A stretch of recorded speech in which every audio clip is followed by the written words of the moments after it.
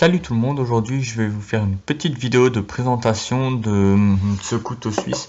Donc je connais pas le nom du modèle, mais je vais vous le glisser en fait en bas pour vous donner tout simplement le nom du modèle.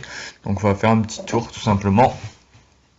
Donc je suis dans une position un petit peu bizarre, c'est pour ça que j'ai du mal à faire cette vidéo. Donc déjà les plaquettes, c'est pas des plaquettes polies, c'est des plaquettes comme vous voyez qui sont un petit peu granuleuses. Donc ils sont un petit peu différentes des autres couteaux suisses. Donc voilà, petit tour rapidos. C'est un couteau que j'ai acheté pour le prix de 24,95 € chez Decathlon. Donc je suis pas déçu, hein. Donc je vais vous faire un petit peu une présentation de quelques petits trucs rapides. Donc déjà pour commencer, pour ceux qui savent pas, ça en fait l'anneau ça fait partie entier d'un élément. Du coup il n'a pas 15 éléments, enfin il n'a pas 15 fonctions, il a 14 fonctions, étant donné que ça fait partie d'une fonction quoi. Donc contrairement aux autres youtubeurs qui commencent généralement leurs vidéos par le haut du couteau, ben, je vais faire un petit peu différemment et puis je vais commencer par le bas. Donc par le bas on a, comme sur quasiment tous, même d'ailleurs tous, on a le tire-bouchon, comme petit tire-bouchon, hein, jamais utilisé, ce qui est logique. Donc les Suisses sont un petit peu des alcooliques. Non, je rigole. Ensuite on a, si j'arrive à le sortir, le crochet. Donc ça, pour ceux qui savent pas, c'était pour à l'époque en fait ils avaient des colis, alors les facteurs ils prenaient avec ça quoi, pour pas se faire mal aux doigts, tout simplement parce qu'en prenant la ficelle comme ça à force ça fait mal. Donc ça bouge jusqu'à là, merci. Donc voilà, donc c'est pas un défaut, hein, c'est fait exprès ça. Et ensuite on a, merci, on a ensuite, merde, on a le poinçon. Donc si quelqu'un sait à quoi le trou sert, le trou qui est ici, dites-le moi dans les commentaires parce que je sais pas du tout à quoi ça sert. Donc poinçon, pareil, jamais utilisé. Donc tout ce qui est sur le dos, en général on utilise moins souvent que ce qui est à l'avant. Donc voilà, j'aimerais rien utiliser du dos. Je vais continuer là-dessus. Donc tout simplement ouvre-boîte et tournevis. Donc j'ai déjà utilisé l'ouvre-boîte mais pas encore le tournevis.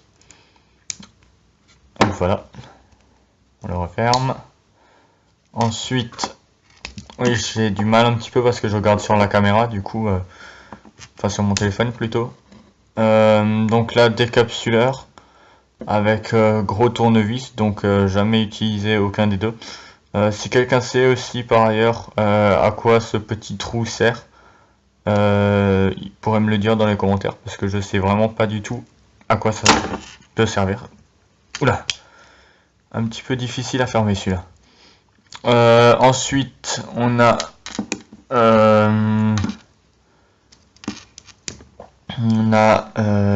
les ciseaux. Donc les ciseaux sont vraiment redoutables, hein, je les ai déjà essayés. Un conseil, ne mettez pas vos doigts là entre parce que vous aurez plus de doigts. Parce que ça coupe, ça peut tout couper. S'il te plaît, merci. Ça peut tout couper, je pense que même un os ça peut couper. Bon, j'abuse un peu, mais voilà quoi. Ensuite, qu'est-ce qu'on a? On a si j'arrive... Ah merde, non, j'ai oublié de vous présenter la scie. Donc ça aussi, cette scie là est redoutable. Franchement, si vous coupez, si vous voulez couper de la brique vous testez chez vous. Franchement, ça va la couper. Franchement, vous pouvez couper de la brique avec ça, hein. Parce que ça c'est un truc, c'est phénoménal, mais c'est tranchant. Mais j'ai une scie chez moi, donc une scie à bois quoi. Et franchement, au départ, je l'emmenais tout le temps dans mes sorties bushcraft, mais maintenant, j'emmène plus que ce couteau-là. Bon, j'ai encore mon backup, mais donc mon Pumatech, hein, pour ceux qui savent, que j'emmène quand même sur moi.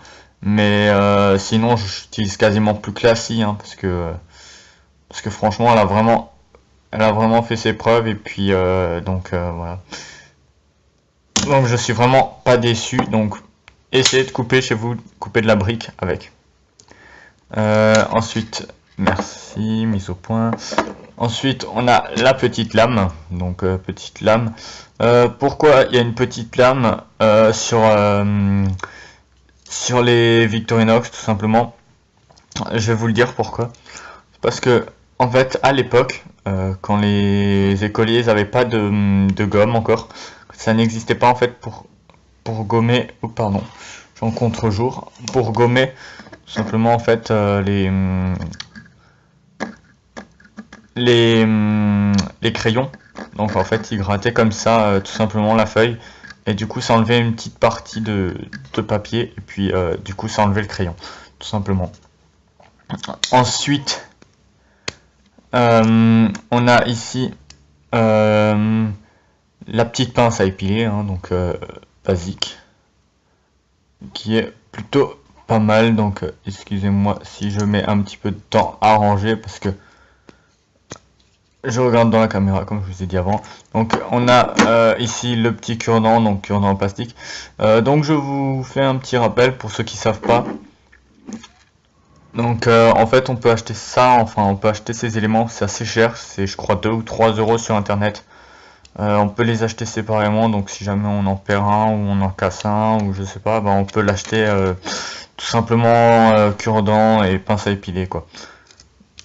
Et ensuite pour finir on a la grande lame que j'ai jamais utilisée non plus. Donc pourquoi j'ai jamais utilisé, je sais pas, hein. Après ça fait pas longtemps que je l'ai, ça doit faire 3 ou 4 jours. Donc c'est là qu'on va voir en fait que c'est un vrai ou un faux. Marqué Victorinox Swiss made, donc fabriqué en Suisse quoi. Et en bas il y a marqué stainless, donc c'est de l'acier stainless, hein, c'est pour ça que c'est de la bonne qualité. Franchement je suis vraiment pas déçu quoi.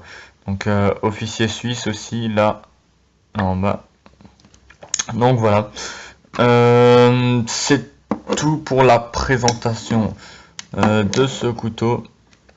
Je vais vous laisser sur cette petite image, et je vous dis donc à la prochaine pour une nouvelle vidéo.